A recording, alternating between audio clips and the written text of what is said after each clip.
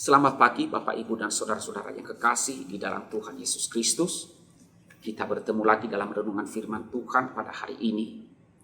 Dan sebelum kita membaca dan merenungkan firman Tuhan, mari kita mohon pertolongan Tuhan. Kita berdoa. Tuhan Allah Bapa kami yang bertata di dalam kerajaan sorga, kami bersyukur kepadamu ya Tuhan atas pimpinanmu dan pertolongan. Terima kasih ya Tuhan. Terima kasih seluruh keberadaan kami. Terima kasih Tuhan. Kalau bukan karena penyertaan dan pertolongan-Mu, tidak mungkin kami ada. Dan semua ini adalah karena kasih karunia-Mu.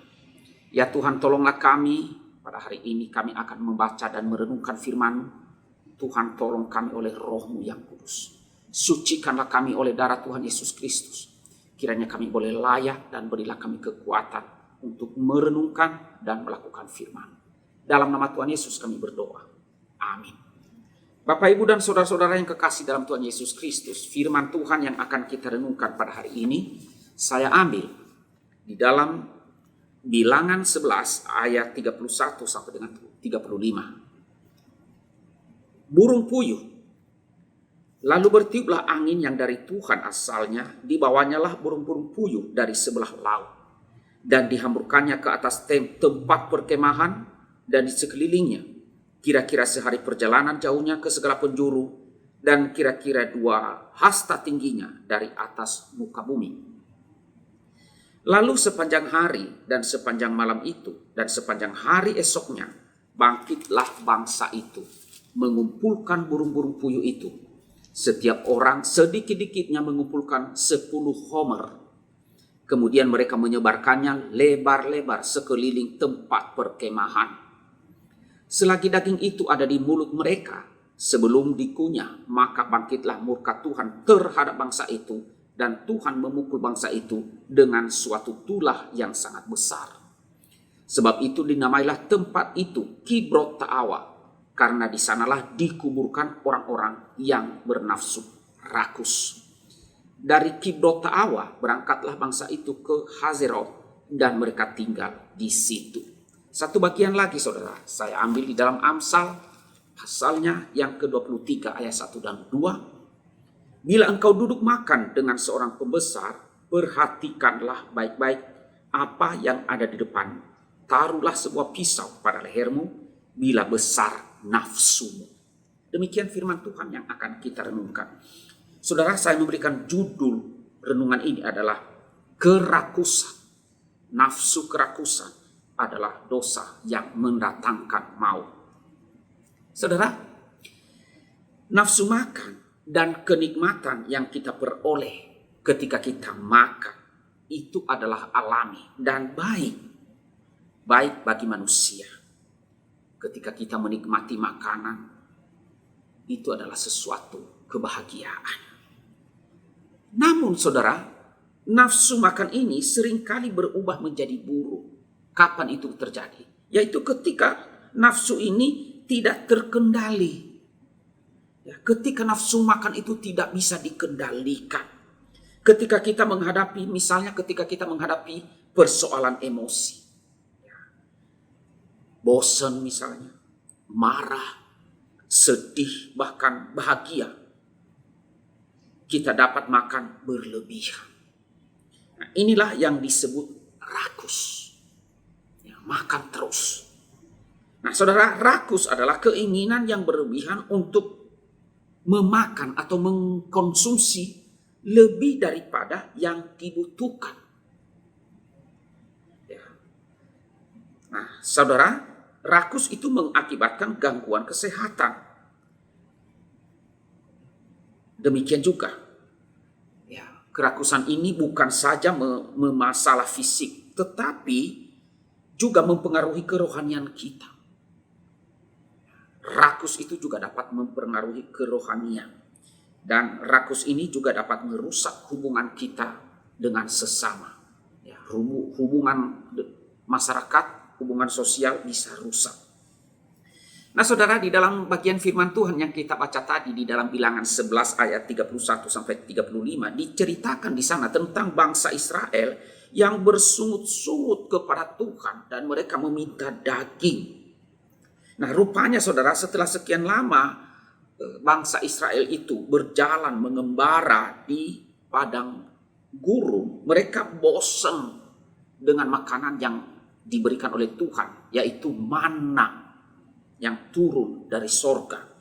Nah, mereka ini, bangsa Israel ini, saudara, ingin menikmati daging, ingin makan daging, seperti ketika mereka berada di Mesir dulu. Ya. Nah, karena itu, saudara, Tuhan mengirim burung puyuh kepada bangsa Israel dalam jumlah yang sangat besar. Nah, apa yang terjadi kemudian, saudara? Bangsa Israel ini bukan mengambil secukupnya apa yang ada di hadapan mereka, yaitu burung puyuh tadi. Mereka bukan mengambil secukupnya, tetapi saudara, mereka mengambil sebanyak-banyaknya. Sehingga dikatakan di dalam bagian firman Tuhan tadi, mereka menyebarkannya di sekitar perkemahan. Ya.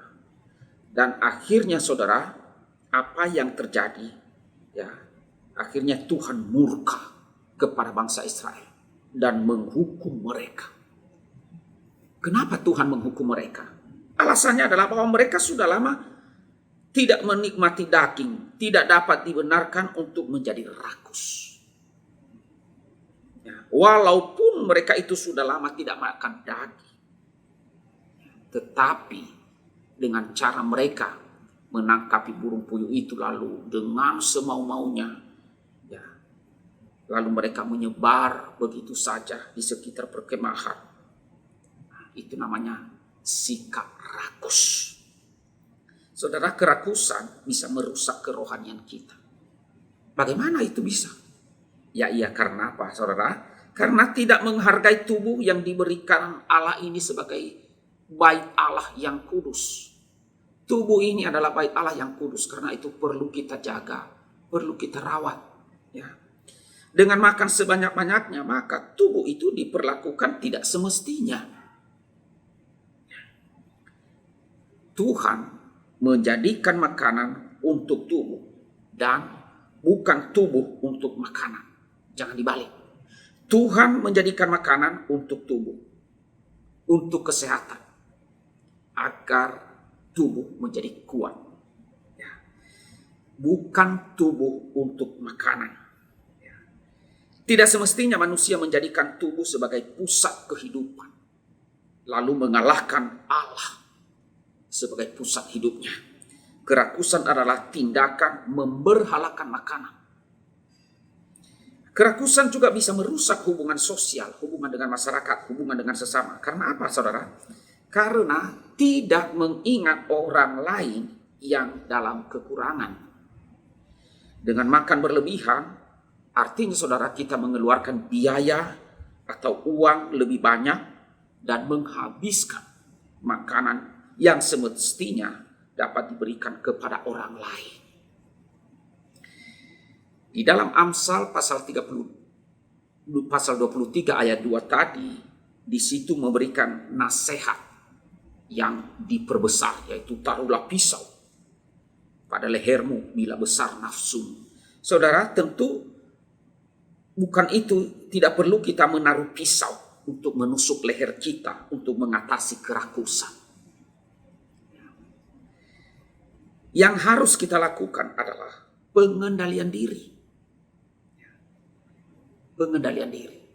Ada pepatah yang mengatakan demikian. Berhentilah makan sebelum kenyang. Dan pepatah itu betul sekali, saudara. Walaupun itu sulit untuk dilakukan, tetapi pepatah itu bagus, benar. Jika kita berhenti makan sebelum kenyang, itu menyehatkan tubuh kita daripada kita makan sekenyang-kenyangnya. Lalu akhirnya apa, saudara? Akhirnya tubuh menjadi sakit. Jika kita berhenti makan sebelum kenyang, membuat tubuh kita menjadi sehat. Dan selain itu, makan sampai terlalu kenyang juga menyebabkan kita menjadi muak. Nah, saudara, kerakusan dapat merusak fisik atau tubuh kita. Dan juga dapat merusak hubungan sosial atau hubungan dengan sesama. Bahkan kerakusan bisa merusak kerohan kita. Oleh karena itu saudara, marilah kita menghindari dosa ini. Karena itu akan mendatangkan kebinasaan, dosa maut. Kiranya Tuhan memberkati kita. Amin. Mari kita berdoa. Tuhan Allah Bapa kami yang bertata dalam kerajaan surga. Ya Tuhan, kami bersyukur kepadamu. Jikalau firman Tuhan boleh kami baca pada hari ini, kami bersyukur dan bersyukur. Terima kasih Tuhan, Engkau menegur kami kembali dan mengingatkan kami, agar kami mensyukuri apapun yang Tuhan sediakan bagi kami. Dan agar kami dalam hal makan, kiranya Tuhan menolong kami agar kami tidak sampai makan sampai menjadi seperti orang rakus. Tolonglah kami Tuhan, agar kami dapat mengendalikan diri, karena itu tidak berkenan kepada Tuhan. Bahkan bisa merusak hubungan kami dengan Engkau, merusak fisik kami, juga merusak hubungan kami dengan masyarakat ataupun dengan orang lain. Tuhan tolonglah kami, biarlah firman Tuhan itu terus dapat kami praktekkan di dalam kehidupan kami. Berkatilah seluruh jemaat pada hari ini, berkati dalam bekerja, dalam berusaha, berkati dalam keluarga, berkati di dalam kesehatan, dan lebih-lebih kerohanian, agar setiap jemaat selalu memohon kepadamu kemampuan untuk mengikut Engkau, kemampuan untuk hidup bagi Tuhan. Berkatilah kami. Dalam nama Tuhan Yesus kami berdoa. Amin.